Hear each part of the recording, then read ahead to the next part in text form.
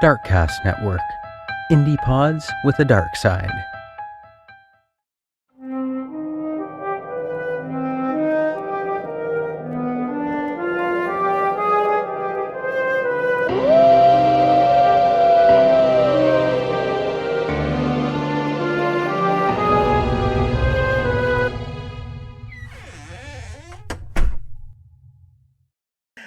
Alright, welcome back to Castles and Cryptids, where the castles are haunted, the cryptids are cryptic as fuck, and sometimes the computers even work. And I'm your host, Alanna. I'm Kelsey. And we are back at you this week with, well, it ended up being my side of the band theme that we went with last week. We talked about Pussy Riot. Yeah, we did. Yeah, we did. That was fun. I even liked editing it. It was like, oh yeah. Yeah, I put a couple of their videos up on the website, or you can look them up on YouTube. That I did not see. Okay. Yeah, a couple of the ones we talked about. Yeah, I found a good picture for the I like that one. thumbnail. Yeah. I was like, oh yeah, the balaclavas. Yeah, so I hope you guys like that one. That was an interesting mashup episode, as it ended up being, where they talked about the end of the possession case, and then and then my brother was like, which case do you think was more believable of your two? And I went, you're gonna have to remind me what Kelsey talked about, because at this point I think I was deep into our next episode topic. Yeah, we got ahead, but then you're like so all over the place, you don't know where you are. And you've edited the last couple episodes, so I had to listen to part of the episode back to even remember what the names were involved in your episode, to even try and do the tags for the website, or yes, look up pictures for anything for the website. I was like, I do not remember. Nope. Yeah, Daniel had to be like, she talked about Gina, and I was like, oh, okay. Looked it up again, right? And then I know I had Marys and Roths and weird Lorancy names, and but anyway, we hope you guys are well, and this is gonna be some boy bands, some trashy band scandals, like when they trash places. So a little bit of column A, a little bit of column B. Crazy hotel room parties. Because you always hear about that, right? That's the whole rocker aesthetic. Exactly. You're like, all right. And it's property damage, so it's less dark than this guy accidentally killed a person, or this band's been accused of sexual assault. Yeah, we didn't want to get into any of that with these or this episode topic. Definitely. Sometimes it's fun just to take a lighter, the pettier side of true crime, because you just done a lot of dark stuff sometimes. You're like, well, yeah, exactly. I don't know if our psyches can handle it. Not all the time. Mercury might be in retrograde. Things are happening. Phones are breaking. Cars are breaking. Yeah. Both of us have things that are just melting in the heat and not working. I'm arguing with my car dealership to try and get the doors. My doors don't open properly on my car. All of them died on the same day. So it's really hard to unlock. God. Definitely my driver's side door. One of my doors on the passenger side doesn't open at all, the back one. And then on my driver's side, my door, I normally have to unlock almost 30 times, even with the physical key, before it actually unlocks. That is the problem with the technology fucks up, I guess. And all four of them died in the same minute. They all stopped at the same time, and it's a problem that's known around the world, but it's not covered where we live by the company, but it is covered in other countries by the company. So I did send an angry email after my dealership told me how much it would be to fix it all, because it's not covered under any warranties anymore. And I kind of told them that was poor customer service, considering that the company clearly is aware it's a problem everywhere else in the world with their cars. So why shouldn't they cover it here, or at least offer to cover the repair? Because clearly it's a shit thing on this like certain span of years on their car. Yeah, this model has a problem. You need to fix it. So yeah. So I'm waiting to hear back on that. Otherwise, it's like well over $1,000 repair. Canadian, mind you. Yeah, before tax and Canadian. It's like that hurts. Yeah. It hurts so much when things break down.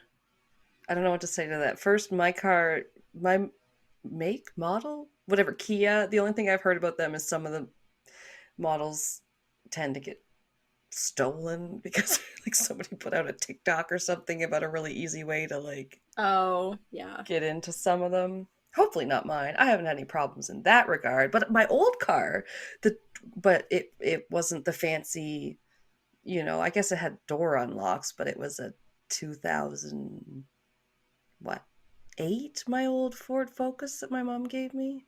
So it like the driver's door did go, which was fucking annoying, but I could still reach back from the door behind it and open it from the inside, from the back door. So if I'm sitting in the driver's door, like sitting inside the car, the driver's door will open. Okay. But so one of the so you're not like trapped in the car. No, that has not happened. Thankfully, Jesus, that's good. But what's interesting is, so the back driver's door won't open unless you were able to first get the driver's front door open. The front passenger door opens easiest, and the back passenger door is the one that doesn't open at all in almost 4 weeks. This sounds like a word problem that I have to figure out in an escape room. Yeah. Which door do you go for? So far, I say the passenger side in the front. Yeah, so that's the easiest to open. But even reaching across, like you just said, you could open it from the inside. Nope. Right. More than half the time, it won't open from the inside. Even reaching across from the front passenger side to open the driver door. So you have to get in through your passenger side door. No. No, I'm saying reaching across. It doesn't open that door. Okay. So I just fight. I fight with the driver's door, sometimes for up to 10 minutes in parking lots and everything. Just looks like I'm trying to break into my own car all the time. Oh my god, that would so piss me off. Yeah, it's infuriating. And every week it gets a little bit worse. Like it takes a few... Oh no. Like when it first started happening, it was probably like, I don't know, I probably had to unlock the door 4 or 5 times, and now it's at least 30 times between the button and like turning the key over and over, and I can hear it unlock every time it turns, and it won't actually unlock, and I have to try the handle in between each time. And I have heard of similar problems with some like a company vehicle that someone in our department had to drive, where they were like, if I'm in it I can, and I was like, oh my god, this sounds like a pain. Like, yeah, it's just thankfully crazy how it doesn't technology have fails. problems. Like nobody's had problems getting out of my car, because I've given a few people rides recently and stuff, and nobody's had a problem getting out of my car once we're in it, even me. But getting into it is fucking crazy. So I'm fighting with them because I want them to cover it, because I already had one of the doors fixed a few years after I got it for the same problem, and oh my god, at that time it was still covered under warranties, so they just fixed it. But now all the warranties are that's when I should have my air conditioning looked at. But there's because like most of the other countries around the world offered like a courtesy 10-year warranty now for the same problem for the first 10 years from when you purchased your car, which mine would fall under that, but it's not offered in Canada. So which my we're not dealership usually on the shit list for things like that. right. So that's They're weird. offering it in the U.S. but not Canada. We suck. So my dealership is contacting the American company to see if they will cover it, because more than likely my car was probably fucking built in America, so they should do it. Yeah, seems like a major malfunction. Yeah, like I even found stuff talking about the same problem and coverage in Australia. Like it's fucking around the world. Like clearly it's a problem and we should cover it in Canada. Damn. So, yeah, I don't want to pay that bill. That's too much money.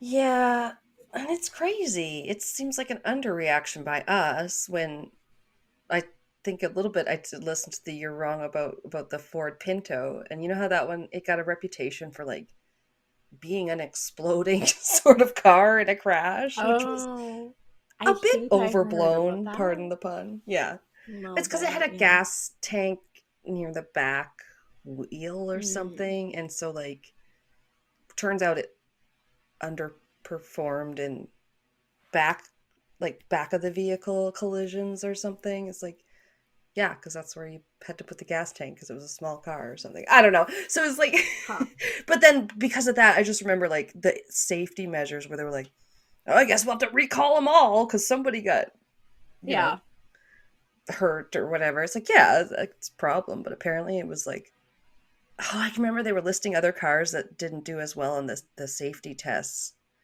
that the report was a whole part of, and it was like Toyota Corollas and like other cars that aren't known for being like exploding car rockets. I think Toyota Corolla is like the one that is like the number one stolen or something, because they said like most of the ones released in a certain span of years within, I think, the early 2000s all had the same key. Like 100,000 of them or whatever have the same key across North America. Key. Yeah, exact key. So if like you bought a Toyota Corolla with like in this span of years and you're in North America, you could probably open any other Toyota Corolla that was sitting in the fucking parking lot. Interesting. And the like auto thieves know that. So like if you are, I knew it because of the insurance side where I used to work. As soon as you would punch that in, and it would be like, oh, they'd be like, why is my Toyota Corolla that's like a 2004 really, really expensive to insure for theft? And you're like, well, let me tell you a story. Yeah, because it's kind of a crappy vehicle where you're like, that's like a rental car. Yeah, normally it would be like less than $100, and like, why is this $800? It's like, yes, because like that's the why chances of your vehicle getting stolen, like that factors in, is how many of your brand and vehicle get stolen on average every year. And if it's really high, you're gonna pay more than somebody else's whose vehicle doesn't, even if your two vehicles cost the same to like buy from a dealership. So yeah, it was just funny. They'd be like, my vehicle's super old, why is this so expensive? Right. Well, yeah, yeah, because of some bad eggs, and we hate bureaucracy. I think that's the lesson here. On all the stupid hoops you have to jump through. Right. Growing up in the 90s, I had heard the name Lou Pearlman and the shows like Making the Band and all the boy bands came from all the factories and stuff. Like I remember hearing about that stuff. Did you? No.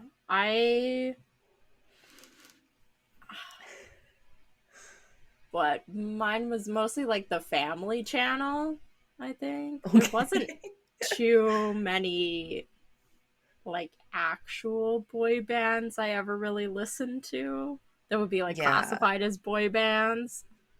They're probably kind of on their way out at the time because they kind of like have a dip in popularity and then a bit of a resurgence. Yeah. Okay. Yeah, definitely. Well, we had like Much Music here in Canada, which is like the MTV of Canada. I used to watch that on like repeat, but Yeah. It's got a pretty good variety of music, though. Right. So. Yeah. Okay. So yeah, I'd heard a little bit about Lou Pearlman. I didn't do a deep dive because there is a documentary you can watch by one of the boy banders from NSYNC, Lance Bass, the gay one. um, and it's that one you can watch on. It's a YouTube Originals documentary, which apparently is a thing. Um, and it's called The Boy Band Con, the Lou Pearlman story. And it came out on the Tube of You on March 13th, 2019. So okay, fairly recent. Yeah, and it's like if that's from someone who was in one of the bands that was directly managed by him and like affected by whatever wrongdoings he did, then that's probably the best source. So yeah, that's good. He comes up a bit, so I just had to kind of mention him. And I guess their nickname for him when they were in the bands was Big Papa. Ugh. Is there a song? It's like, I love it when you call me Big Papa or something like that. Sounds vaguely familiar. No idea if it was a boy band. I mean, probably not. Also, apropos of nothing other than like I don't listen to a lot of boy bands, but the other day Rain was in the car with me and just kind of went, "We have very different taste in music." Did I tell you that? No. And I didn't know how to feel about it. I was like, okay, because like I don't know, we did have to make her listen to some like Metallica and some stuff like that we both like. So I don't know, but that apple might have fallen far from my tree. Who knows? I like a lot of eclectic, different music. I'm mostly like indie like or alternative rock, and then some like I guess it wouldn't be like folk music, but like kind of the indie like folk music. I don't know. Ooh, I like the I sound can of the folk, that. and you do pick some good bands like folk music. Yeah, you introduced me to some different cool ones like Arctic Monkeys and Glorious Sons and Beaches that I don't think I ever would have found otherwise because I don't listen to the radio and shit. And one of my favorites, July Talk. Okay, see, and I don't think I know any of their songs, or do I? Should I? You do. I've played some of them. Okay. Maybe I just didn't get into them as much. I can't remember. It's the lead singers are a guy and a girl, and the guy grew up here in Edmonton. It's from Edmonton, yeah. That is cool. That is very cool. Okay, we shall support. I will go check them out. I did listen to, I think I had a Backstreet Boys CD when I was a kid. That's all I can remember. Okay. Yeah, see, that was like before my childhood. I like Backstreet Boys, NSYNC, even Britney Spears. Most of her stuff was already over. Yeah, because they're like late 90s, early 2000s, real big. Yeah. That makes sense, because you'd have been like 6 or something. You're like, I don't know. Yeah. Boys are gross. No. But we had, I think by then it was like a lot more, we had like a lot more women, so there was like Pink and love Pink. And then Avril Lavigne was probably just coming, like kind of dwindling down, but then you had Hilary Duff just kind of starting. You mean out. Melissa, not Avril? No. But she, and then like Hilary Duff kind of like skyrocketed, and so I feel like there was a lot more like a big popularity in like women singers and stuff than like all the like boy band kind of. They were like very molded, I think, as well. To like, everybody. We also had the Pussycat Dolls. Britney Spears. I love Pussycat Dolls. We talked about that one last time because I talked about Nicole Scherzinger. Anyway, shit, what was I to say? But then the boy bands came back, I think, in like 2010. Yeah. There's a new wave, yes. Yeah, it was like Jonas Brothers and They're the only ones I can Disney boys. Because they were before One Direction. One Direction was quite a few years later.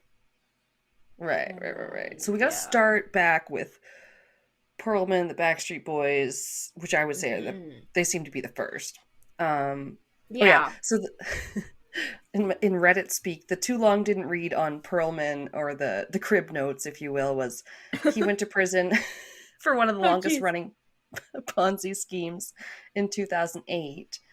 So I guess he was real shady with the money, and he was supposed to spend 25 years there, and he was sued again while he was in prison by the Backstreet Boys, and then he did die in prison in 2016. So he's gone. Like underpaid the Backstreet Boys and stuff. Then NSYNC kind of were like, was he like taking their money? Yeah, giving them very little, I guess. Yeah. And then NSYNC, whatever. I can't talk. You gotta spell it right. It's just NSYNC. God damn you if you put an I in front of that and not an asterisk. It will correct you. They said they felt like the redheaded stepchild of the Perlman family. They were like made after the Backstreet Boys, but not allowed to like come out right away in case that like upset the poor fragile Backstreet Boys, apparently. So there was like this weird rivalry from the start. I feel like they're the two, like those two, and probably like fucking New Kids on the Block are like the ones I think of when I think boy band. It's like those three only. True. Yeah, New Kids on the Block, the OG. Yeah, it's probably also is it the Hanson brothers? I think I had one Hanson brothers CD that one of my friends gave me. I was like, no thanks. They hit a little after, I think, the NSYNC, and I liked Hanson too. I liked early Hanson, Avril, all that. Yeah. Childhood. Oh yeah, so they even referred to NSYNC as B5, which was their code name before they came out as NSYNC. Oh, B5.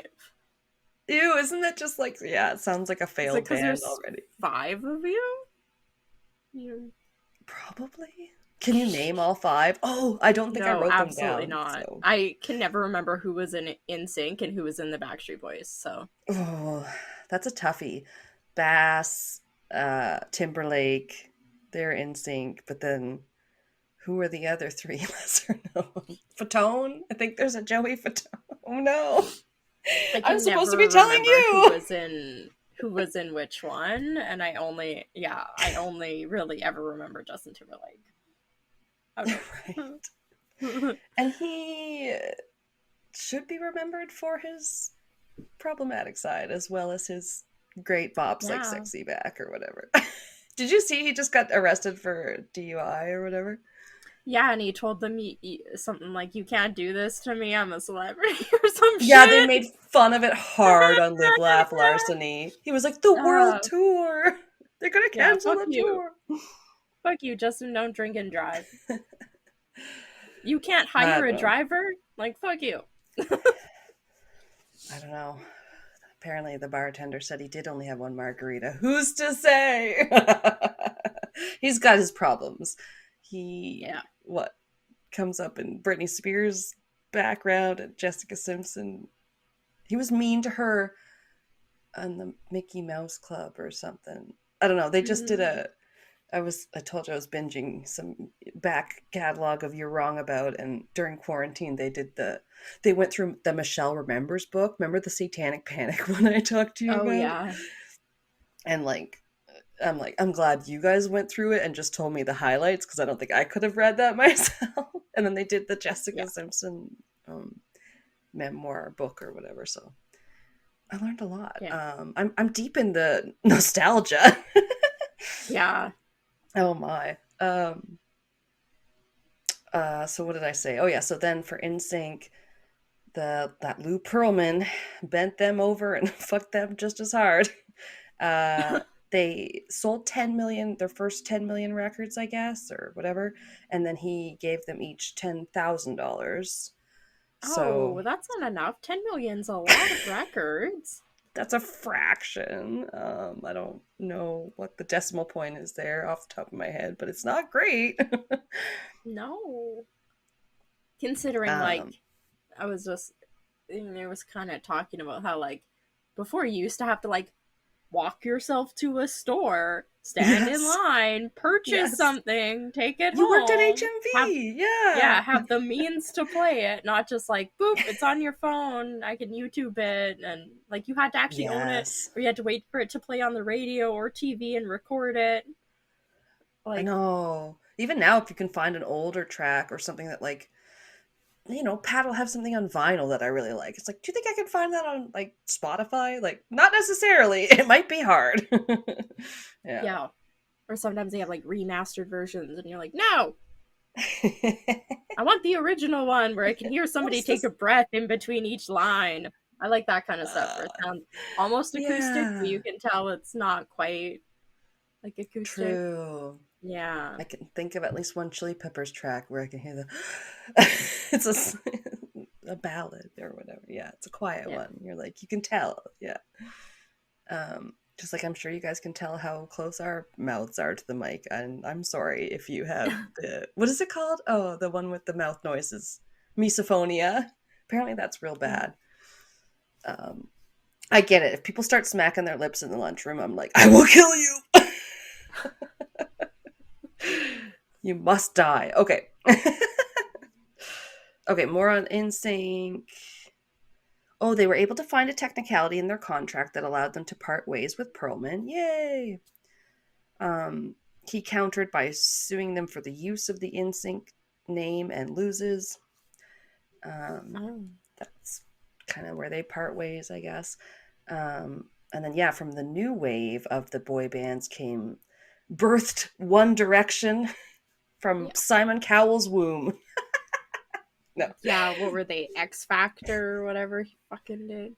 Ugh. I think they all auditioned like separately, and they were like, let's squish you guys together because boy bands are a thing. Yeah, let's put you all in a tour bus. You can be the quirky one. You can be the hot one. Obviously, I mean Harry Styles. Okay.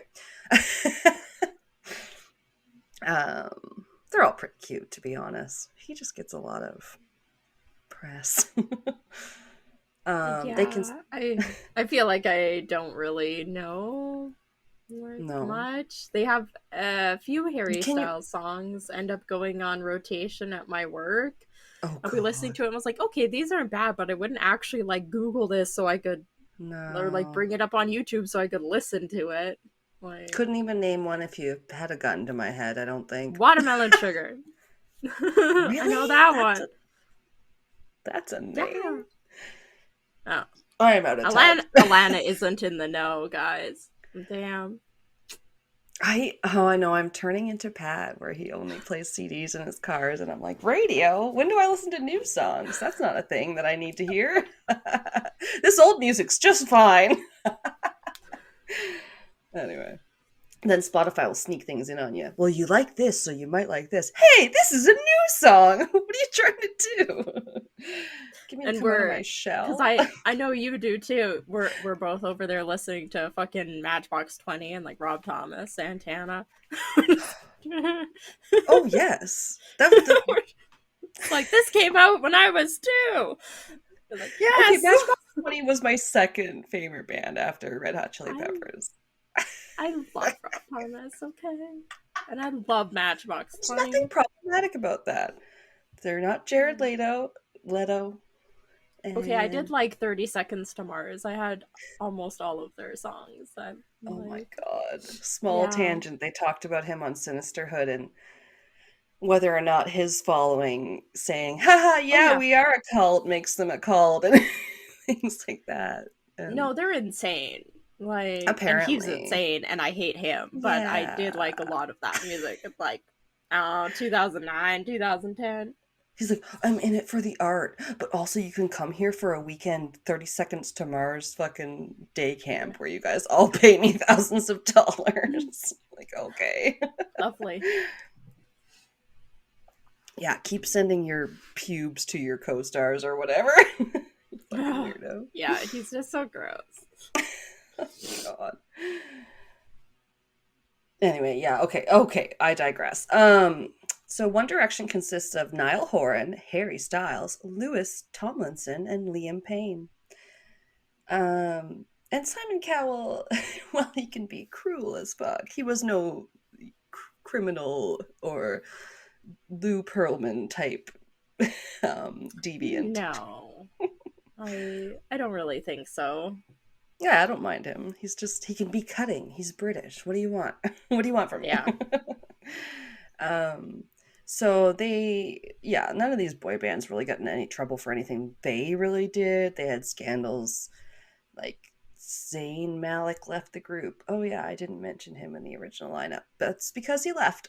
He was the Jerry Halliwell of the Spice Girls, if you will. Which she still looks good, god damn it. So he just quite literally didn't like the direction they were going in, and he said that. And he said no pun intended. He said they're going in one direction, I'm going in the other. Yeah, basically. And he had to be like, no pun. So, of course, many of these bands, like other bands, experience things like various substance abuse issues and mental health struggles as they, reach varying degrees of fame and fortune, I guess. Especially at a young age. Yeah, so true. Yeah. I think that's a big part of the problem. Yeah, your brain isn't fully developed and you're just handed millions of dollars and then access to drugs and alcohol and basically told if you want something, there's workarounds to get at it, even if you're not of age. And Gordo agrees. I heard him. It's like the child star syndrome, exactly. So what I didn't know much about is a conspiracy, nothing else to call it, or crappy rumor. People start scrutinizing them and say there's a mini alliance, allegiance. Like they're like, ooh, Louis and Harry are so close that they must be lovers or something. I know this. Yep. Really? Isn't that sick? Yeah. What's wrong with people? No, I've seen so many things about it, and I didn't even look it up. Yeah, why is something like that? Like, why do people just persistently spread rumors that have no basis? And it's like it might be fun to say, and so I almost didn't want to say it, but then coming across it, I'm just like, it just makes me sad. So I want to say it to it can get to harassment levels, and that's when it's not good. People's reputations, especially when you're dealing with freaking teenagers and that kind of stuff, and especially about people's sexuality. You shouldn't be doing that. Rumors are hurtful, and speculating and spreading shit is hurtful. And what made me sad is that they said it apparently makes them not even want to put their arm around each other in public, or just be scared to just even be themselves and be friends in the way that they should be able to be, which is doing the opposite of what people want, which should be making people who are gay and everything, or people trying to explore their sexuality, be comfortable, or even just having two boys be comfortable displaying affection in public, even people that are really good friends, because now you're making it into such a big thing that exactly they're going to be very so homophobic vibes. But it's weird because it's homophobic by them trying to make them be gay, you know what I mean? Because how could two straight men possibly just be affectionate or whatever? It's oh no. It's just I hate that part of weirdness that we've come to, because it keeps happening more and more. They're running into it with actors and stuff that are taking on LGBT roles, and people speculating, if they haven't publicly come out or anything, should they be playing this role? And then people speculating on sexuality.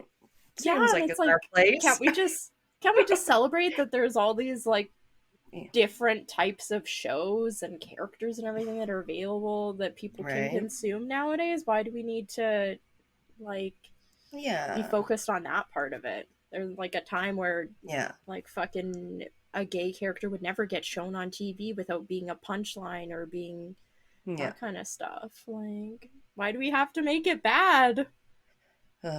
It's so true. It's the clickbaitiness and the problem with the journal, like media industry. I don't know. Yeah, it's a whole. I think there's just so much. There's so many newspapers and everything that everybody needs to get something that's going to grab somebody's attention because there's just too much information available. And then people like they just got to make shit up.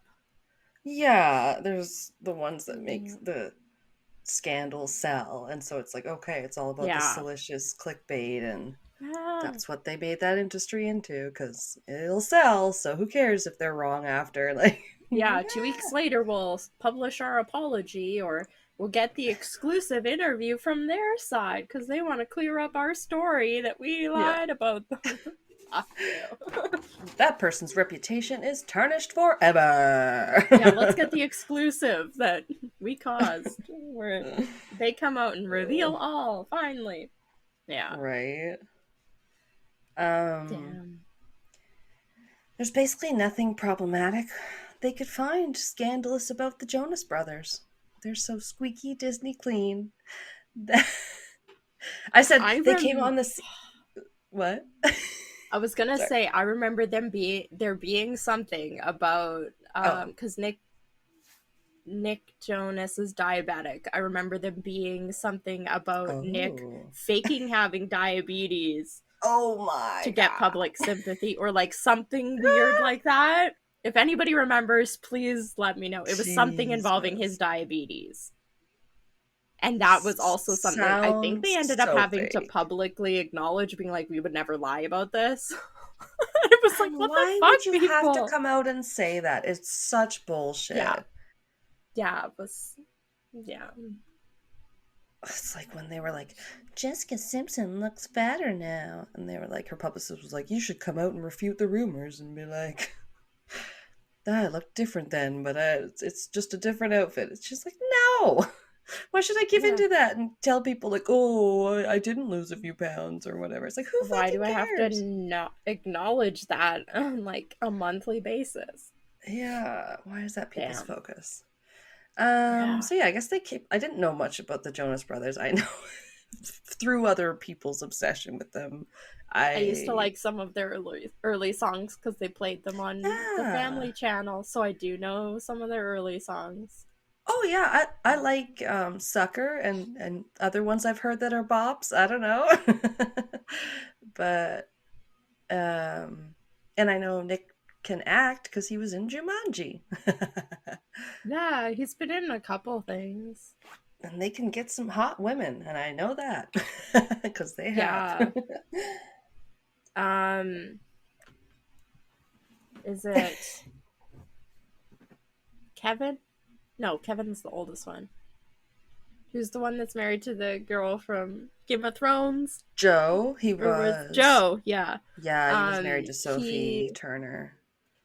Yeah, he has a separate band that did the Cake by the Ocean. Oh, I love that one. Yeah, I can't remember what the band's called, but that was his band. That was pretty good too. That was playing on the radio. I like that. It was a spin-off. Before I think the Jonas Brothers kind of got back together, he had that band. Okay, because I did read, and I have in here, they went on hiatus for 6 years, and they came back with Sucker. Yeah, I like that song. And it had all the wives in the video. Their little only scandal, if you can call it that, was people were like, you have purity rings. What does that mean? And they're like, waiting till marriage. Again, Jessica Simpson, she keeps the parallels. She had the same thing where people were like, you're a virgin waiting for marriage? Talk about that. And she's like, it's not really a big deal. If people don't want to be, they don't have to be, but I am. And then they just make that the headline. That's the whole thing, you know? Ugh, so stupid. So then rounding out the rest of the boy bands, we have New Kids on the Block, as you mentioned, the OG, the 80s boy band. Yeah, I was gonna say, what did they call them? The old kids on the block? I mean, the new men on the block or something. They're hardly kids anymore, exactly. Yeah. Their kids could have kids on the block. And so I'm sure some of them do. I know Donnie Wahlberg has a stepkid with Jenny McCarthy Wahlberg. Oh, okay. Yeah. Also from the Masked Singer. And there was a couple brothers, I guess, Jordan and Jonathan Knight. The other members were Joey McIntyre, Donnie Wahlberg, and Danny Wood. I love their names. Danny Wood. Sounds like a porn name. It kind of does. Tranny Wood, no. In South Korea in 1992, this is a little bit sad, a stampede broke out at one of their concerts where 50 people were injured and one was actually killed. Shit. So when was that? 92. Wow. In South Korea. Yeah. That would have been at the height, I would think, of their popularity. I don't know. Yeah. So what happened was their fans, mostly teen girls, rushed the stage in the gym they were in. So I guess it was like a smaller venue, a gym? I don't know. Oh. Yeah. A quote, police arrested Hong Hyun Pyo, probably butchered that, the concert organizer, on charges of neglecting safety precautions and causing the injuries. Police said Hong, president of Sorable Records Company, admitted about 15,000 fans to the pop concert, more than 3,000 beyond capacity. Oh. Yeah. How big is the gym? That's right? Insane. I'm trying to picture my high school gym or the biggest gym I've ever been in, and then 12,000 people being in it. Right, maybe it's a community center. Like, I can't remember if I got it's that. It's gotta be. That's insane. So big. And yeah, like that's why 50 injuries, and unfortunately the one death where the deceased had a head injury from the incident, and that was an 18-year-old named Park Chong Yun. A Seoul, God, I can't talk, high school student, fell into a coma and died at the hospital, a police spokesman said. So that's probably the darkest of anything where, there was actually a casualty. Then they were also accused of lip syncing on one of their own albums by an assistant producer named Greg McPherson. So that sucked. On their own album? Like during? He was an assistant producer on one of them. I don't really get that like live, but I wouldn't think of that during the recording of an actual album where you can record as many times as you want till it sounds good. Because who's singing then? Yeah, exactly. Yeah, so I'm not sure, like, why do you need to lip sync? Yeah, I'm not sure like when the incidences would have been that he's just alleging, I guess. So to prove him wrong, they both appeared on Arsenio Hall's show live to sing, and also filed a defamation lawsuit against the McPherson manager. Hang on. Yeah. Yeah. Shouldn't be saying stuff like that. Right.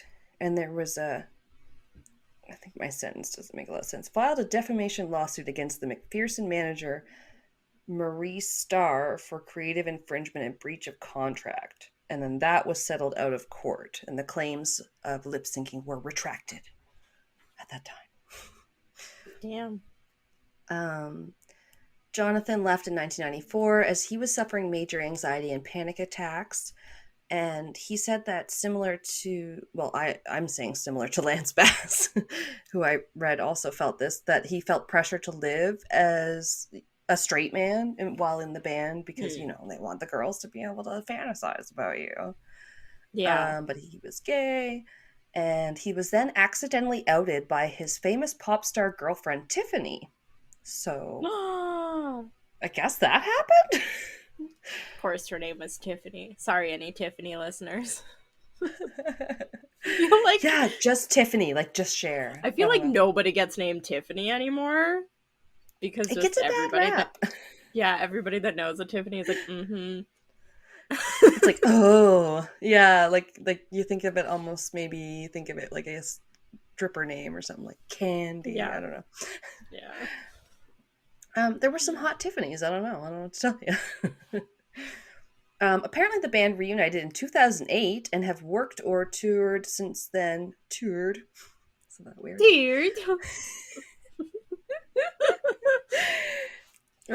With Backstreet Boys, 98 Degrees, Boys to Men, TLC, and Paula Abdul. And they continue to sell out their venues. How early 90s of them. All those names. Oh, I thought you were going to say, like, how early do the concerts end? Because everybody's old. Yeah. Their 40s are up, at least. It starts at 4 p.m. ends at 8. Yeah. I'm down with this concert. No. Right? Day drinking.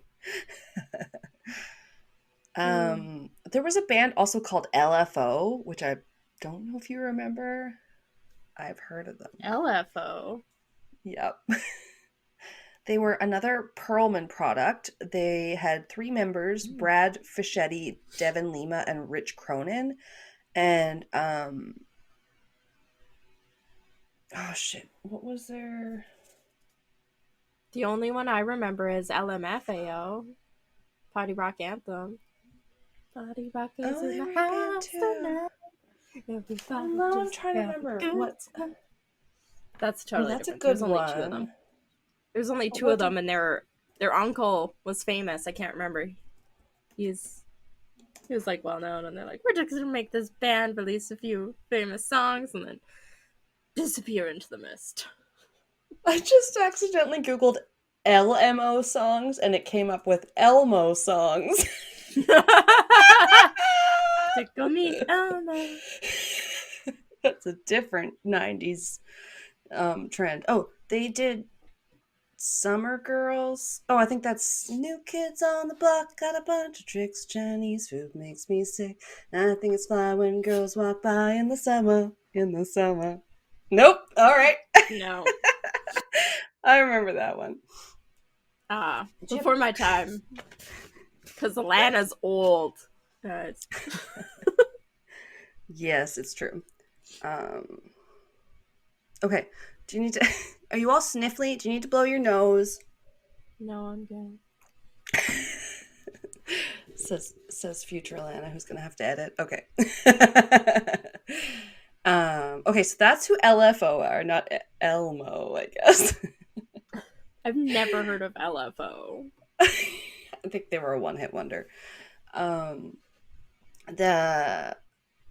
No real legal activity for these guys, but there was later allegations of some abuse that came out. And guess what?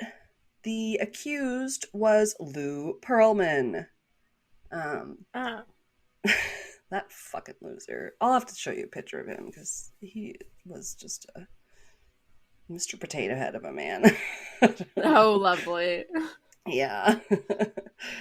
Flabby white guy. So yeah, of course he's got these hot band members and he's a pedophile or whatever. Oh. Predator. He allegedly asked band member Rich Cronin to touch Lou Pearlman's genitals. So that was one allegation against him that, is gross if true. And sadly, this Rich Cronin band member has already passed away of leukemia at age 46. And the other band member, Devin, died of adrenal cancer in 2018. What a bummer. Wow. So, there's one member left, which makes me really sad. I don't know. So I'm like, I don't know. That's early for them to, die. I'm like, I heard you guys when I was 12, and yeah, maybe you're a little bit older, but you're not that much older than me, and yeah, it's crazy. So the remaining guys said, Devin, as the world knows him, was an extraordinary talent, a doting father to his 6 children, and a loving partner to their mother.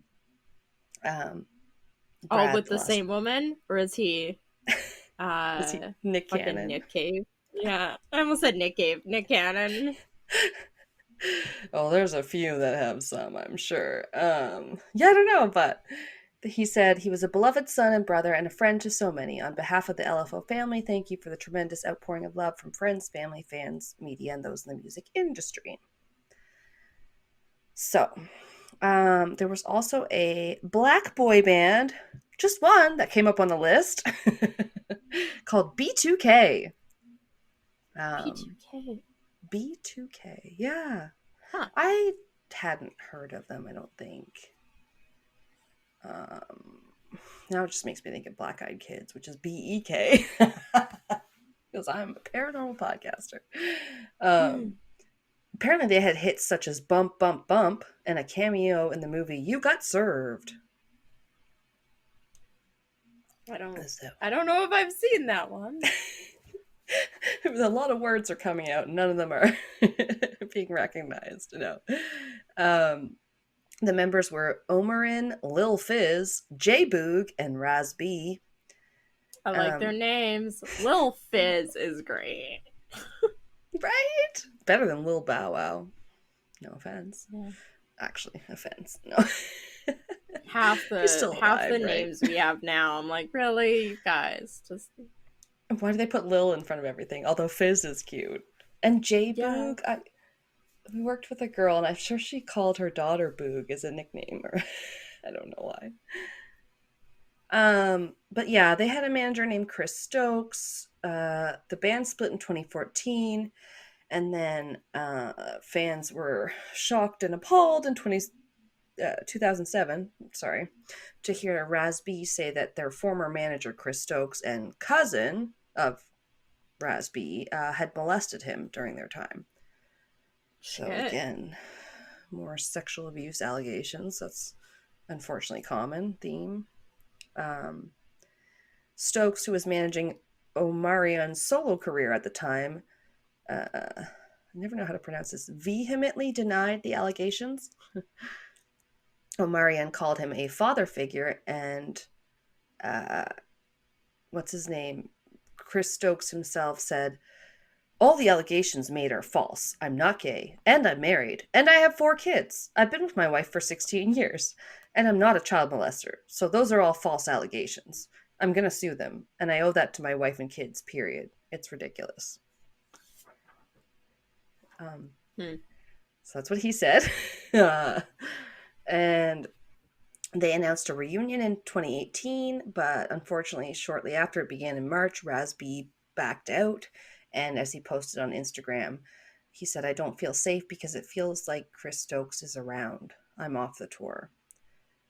So that was... Sure. Yeah. Definitely got some trauma, I'm sure. He later added on social media, "I'm a work in progress. I appreciate the love, sympathy, and outpouring of understanding from my supporters." So that's nice. Healing. All right. 2 more boy bands that you probably never heard of. I hadn't. Big Band. Wait, Big Bang. Big Band. Big Band. It's like Big Bang music. Yeah. Okay. No, I have not heard of them. So they're a K-pop band. Oh, that's why. I don't listen to K-pop. Right. We know BTS. No matter what anybody at my work tries to get me to listen to, it will not happen. Oh, really? They're trying to push it on you? I work with a K-pop peddlers of, like, Filipino people. Oh, okay, they're fans. Yeah, a lot of people. I'd say at least a third of the people I work with. It's either K-dramas or K-pop. And I'm like, no. Sorry. Even the thing on social media, if you're doing a video where you're like trying a food and you're eating it, I guess it's called a mukbang because of the Korean words for like food and I don't know. I've heard that. Yeah. Weird. But we like to do that. We take all sorts of French words into our culture. Why not? Korean. I don't know. So there was a member named, just gonna wing it here, Seungri, which was named in the so-called Burning Sun scandal. Never heard of it. Burning Sun? Yes, I have one. Yeah. quote on it. He was also accused, it said, as well as his alleged involvement in secret group chats that were used to circulate hidden camera videos of women. Oh. So, is this the guy that owned the restaurant? There was like one recently about some celebrity that owned a restaurant that just got found out or something because they had cameras in the bathrooms. Ew. Or something. Yeah. Fairly recent, like within the last couple weeks. No, the only digging I did said that, quote, Burning Sun, a documentary by the BBC World Service's award-winning and critically acclaimed investigations team, BBC Eye, brings together the story of two female Korean journalists who took on the task of investigating sex scandals involving prominent K-pop stars and paid a high personal price.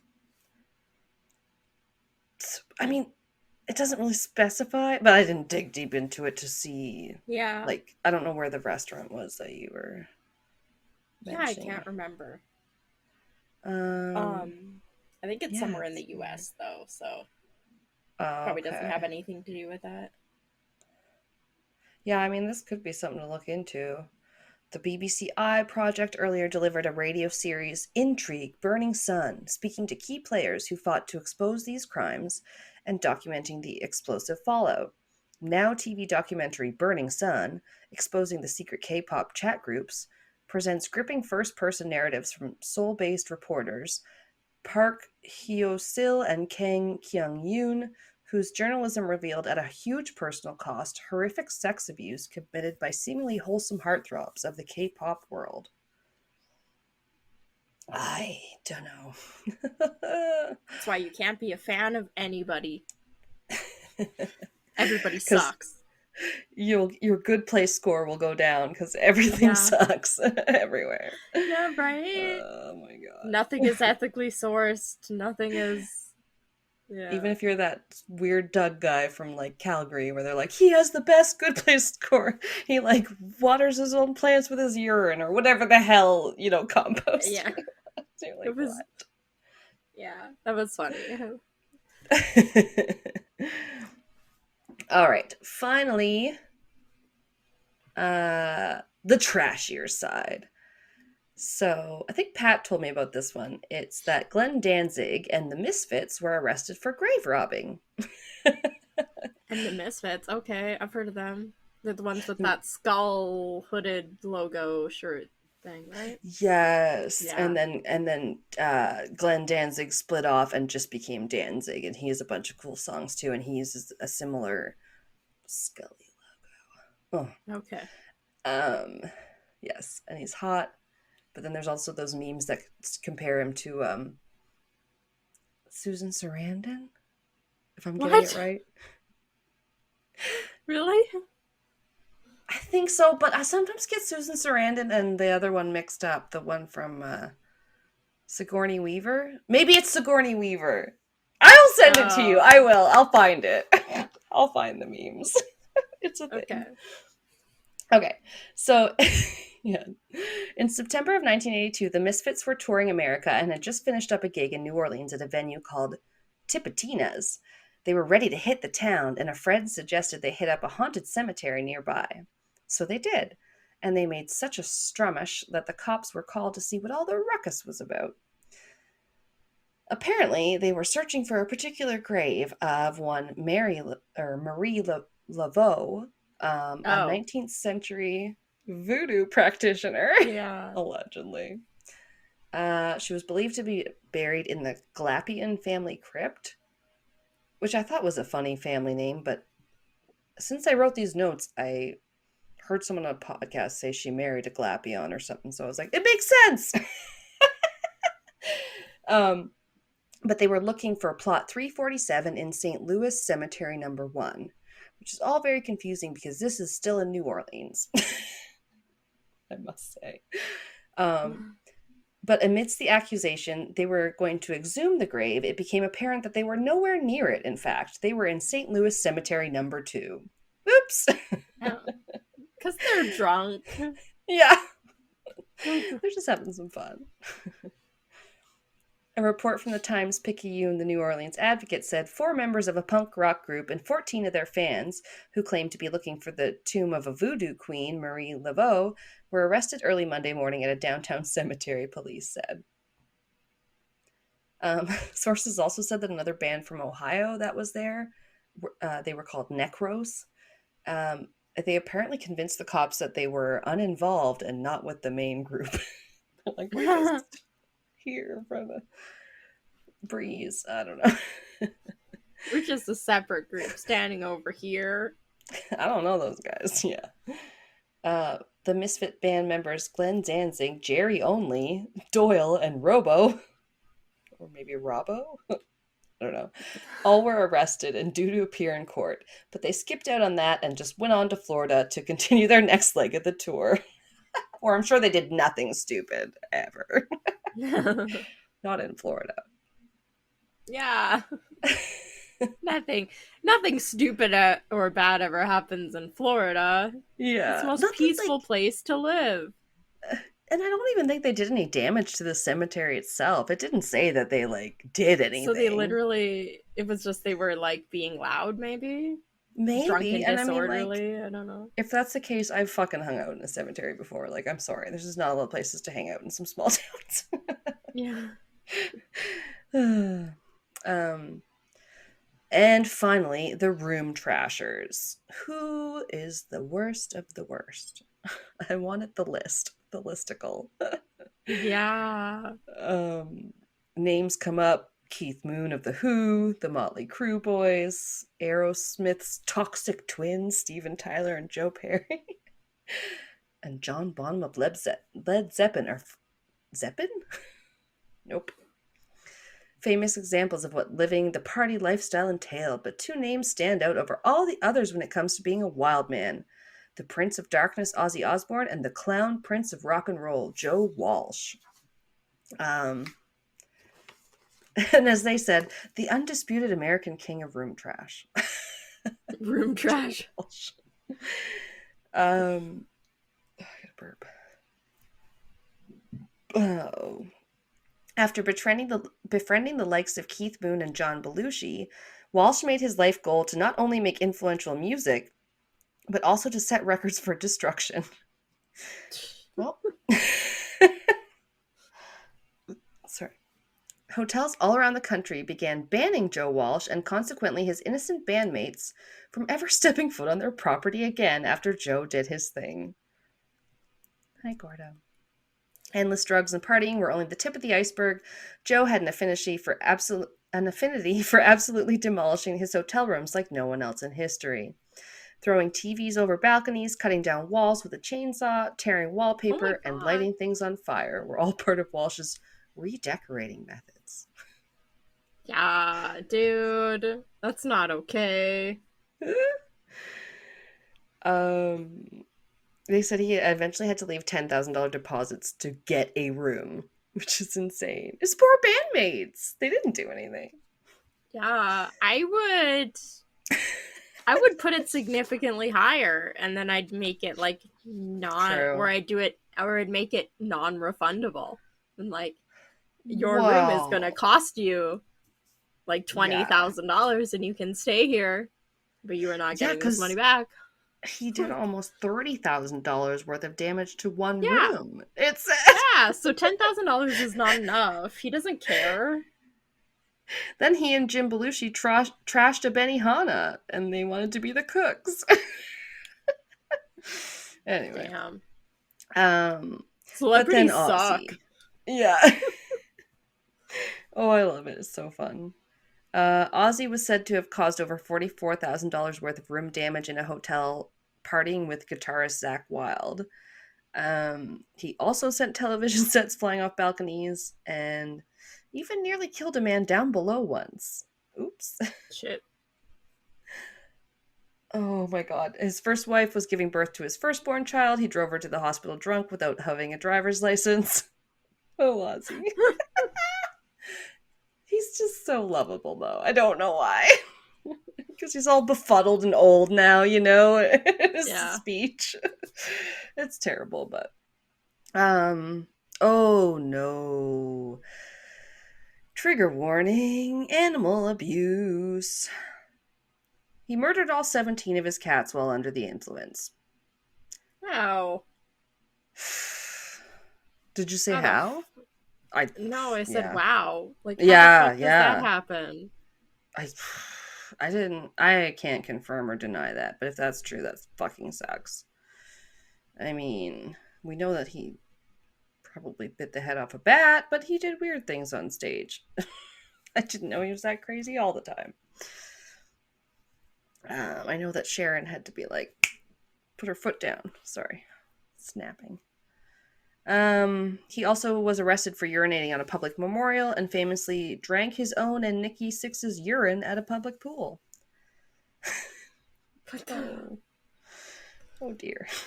It's an ad for why you don't do drugs. Yeah. Those two were named as the best on one list, and the other list I found had a top 5 of like room trashers. It was Amy Winehouse and the London Sanderson Hotel, where she had a fight with her husband at the time, Blake, and the screaming match had guests calling security, furniture thrown around, and then $18,000 in room damages somehow. Bloodstains on the walls. Okay. Shit. Sounds like a Johnny Depp Amber Heard situation. I don't know. Rolling Stones might be the reason hotels bolt down their TVs these days because of Keith Richards. They grabbed a room TV, tossed it off their 10th floor balcony. Ooh, that one was captured on film. We'll have to find the video. But yeah, I could see I could almost decapitate people. Like, this is not good behavior. TVs were big then. Yeah. They were a boob tube. Yeah. Also, Billy Idol made number 3, traveling through Thailand, 1989, at the Bangkok's Mandarin Oriental. Over the span of 3 weeks, an impressive bout of debauchery. Sex and drugs bender allegedly cost $250,000. That's specific, but how? Trash's room refused to leave. They ended up calling the Thai army, who had to shoot him with tranquilizer darts to get him out. I'm sorry, that is kind of funny. Just the image of them pulling him by his feet, yeah. Like, they can't get one man out of a room, right? So they call the fucking army. Right, yeah, like, are all his cronies just there with him like, no, you gotta listen to Billy. Then Keith Moon from The Who made number 2 on this one. The most infamous event, they said, taking place in 1967 when he was celebrating his 21st birthday at the Holiday Inn in Flint, Michigan. And he used dynamite to blow up the toilet and threw a 5-tier cake at partygoers. Maybe not at the same time. When police arrived, he stripped off his clothes, hopped into a Lincoln Continental, and drove it into the hotel pool. That sounds fun. I've never been this drunk. Oh, God. And then he... slipped on a piece... Wait. He must have got out of the hotel pool, because then he slipped on a piece of marzipan and knocked out his front teeth. And then was banned for the lifetime from all Holiday Inns. I love it. And number 1 on their list was Led Zeppelin, who in 1969 debauched the Edgewater Inn in Seattle, the hotel looks directly over Elliott Bay, and drummer John Bonham and road manager Richard Cole had been fishing from their rooms. Yep, that's right. The pair caught a number of mud sharks, stuck coat hangers through the gills, then left them in the closet.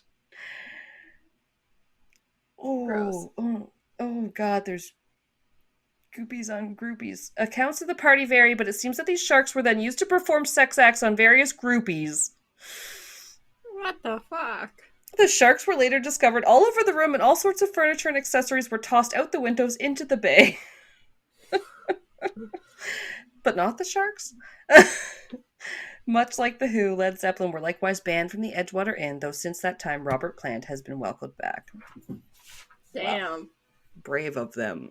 That's all I have to say. That's so rude. That's crazy.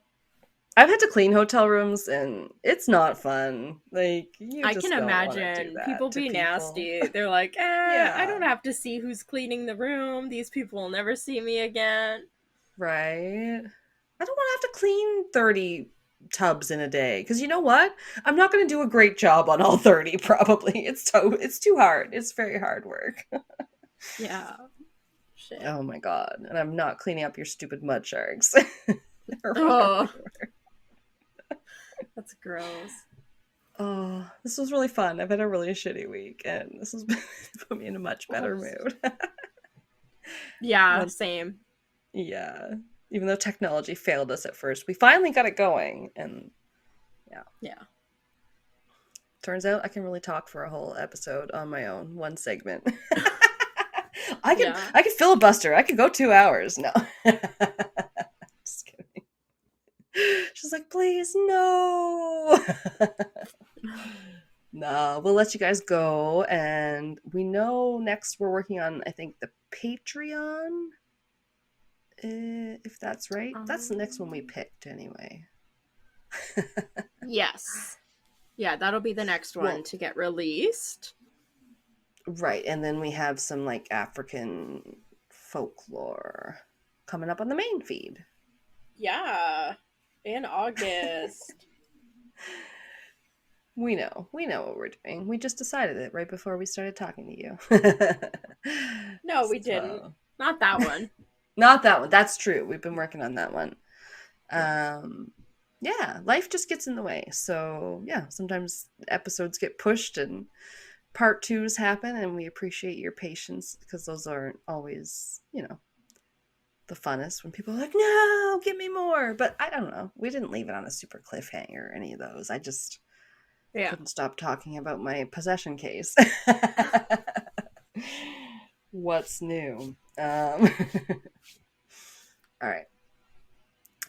Well, catch you next week. Yeah. In the meantime, keep it cryptic.